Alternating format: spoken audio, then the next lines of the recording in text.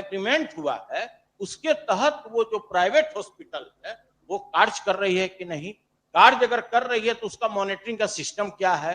कोई आम जनता, अगर हम लोग जैसा कोई आम जनता अगर इस विषय को जानना चाहे कि किन किन का इलाज हो रहा है तो उसकी तो सूची उपलब्ध होना चाहिए ना। बढ़िया एग्रीमेंट हुआ है बिहार गवर्नमेंट और मेदांता के बीच, 202 पेज का है सुनील बाबू।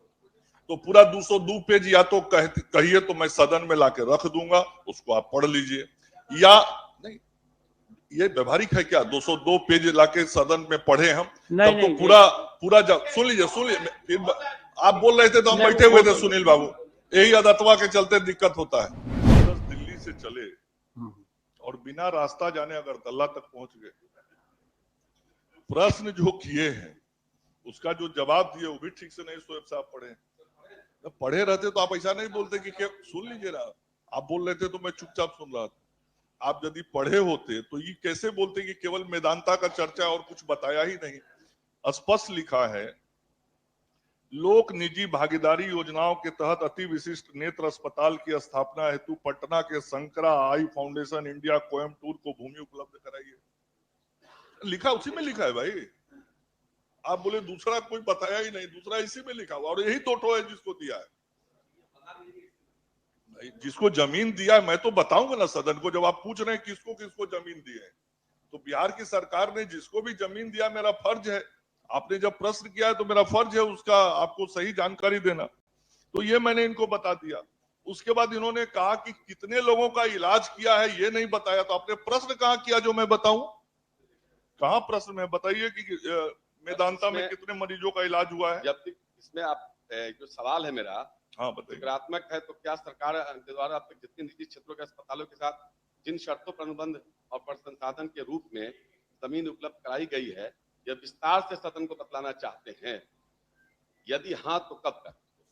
जमीन सर में तो मैंने बताया ही। कितने लोगों का सर, नहीं कितने लोगों का सर इलाज हुआ? वही मैंने कहा, दिल्ली से चले अगरतला तक बिना रास्ता जाने चले पढ़े जा रहे हैं, कितने लोगों का अब तक इलाज हो सका? और पूरा प्रश्न पूछ रहे।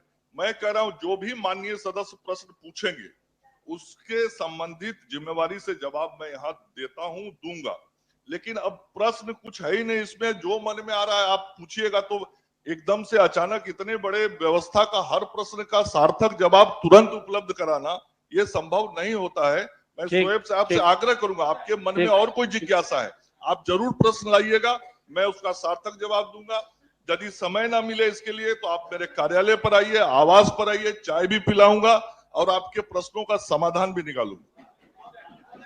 तब तो अब यहाँ नहीं पूछेंगे, वहीं जाएंगे। महोदय, माननीय मंत्री जी जिस साफगोई से जवाब देते हैं, भले ही सत्य हो असत्य हो, हजूर हम लोग संतुष्ट हो जाते हैं।